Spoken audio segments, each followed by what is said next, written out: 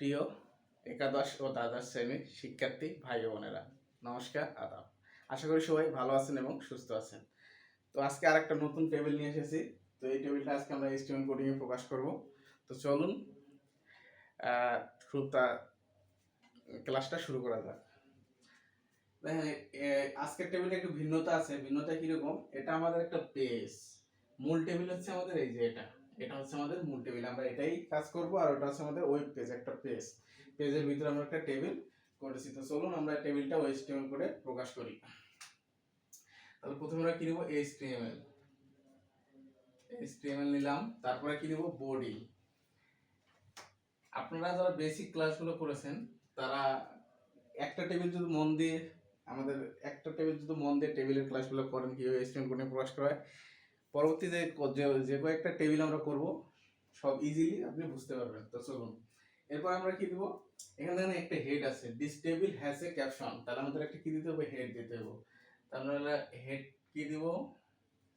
Head 4 দিলাম। তারপরে লিখবো কি? This table has a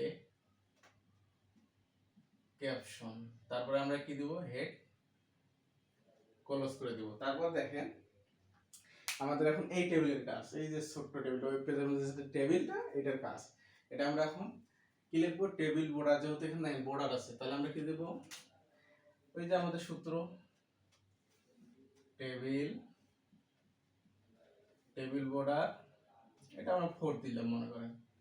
table border 4, যে গ্যাপটা আছে 4 ইঞ্চি বা 4 ইঞ্চি সমপরিমাণ একটা গ্যাপ দিচ্ছি আমরা। তাহলে এরপরে আমাদের কি আছে দেখেন, এখানে দেখেন টেবিলে একটা ক্যাপশন আছে। ক্যাপশনে কি লেখা আছে? মাই ক্যাপশন। তাহলে আমাদের ক্যাপশনের জন্য কি নিয়ে যাবো? Caption tag. তাহলে আমরা ক্যাপশনটা লিখি, ক্যাপশন ট্যাগ লিখলাম। তারপরে এখানে কি লিখবো? ক্যাপশন ট্যাগের ভিতরে আমরা কি লিখবো? মাই ক্যাপশন। তারপরে আমরা কি? ক্যাপশন ট্যাগ ক্লোজ করে দেব। ক্যাপশন ট্যাগ ক্লোজ করে দিলাম। আমাদের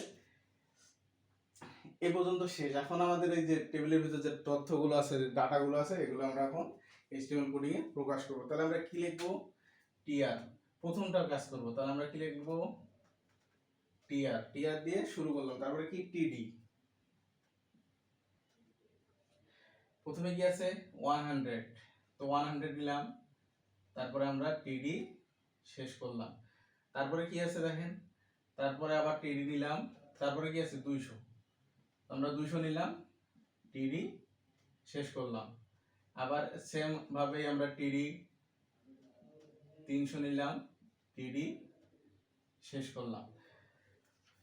তো প্রিয় ভাই বোনেরা, যদি আমাদের এই বেসিক ক্লাসগুলো সুন্দরভাবে করেন, তো আপনারা HTML কোডিংগুলো সুন্দরভাবে বুঝতে পারবেন। তো ক্লাসটা আশা করি সবাই মনোযোগ সহকারে দেখতেছেন। তারপর আমরা কি? টিআর দিয়ে শেষ করবো। আমরা টিআর দিয়ে শেষ করলাম। তারপরে আমাদের দেখেন এই যে প্রথম যে সারিটার কাজ আমাদের শেষ। এখন আমাদের কি? দ্বিতীয় সারির কাজ।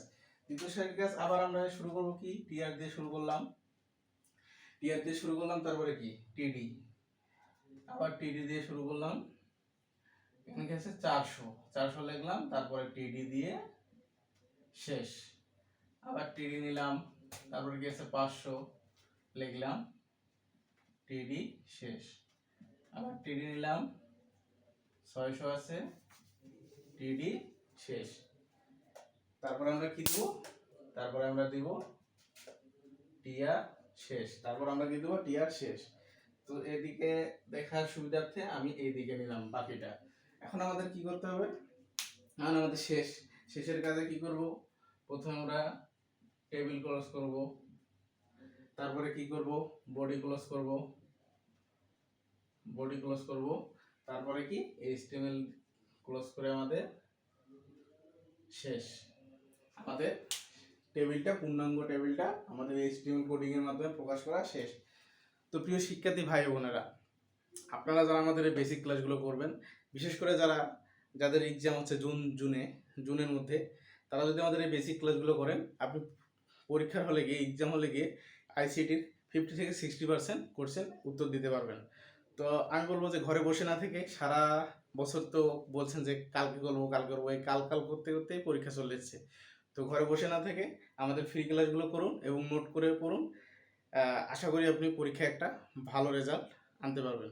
তো সবার সুস্থতা কামনা করে আগামী ক্লাস দেখার আমন্ত্রণ জানিয়ে আজকে এখানে শেষ করতেছি। ধন্যবাদ।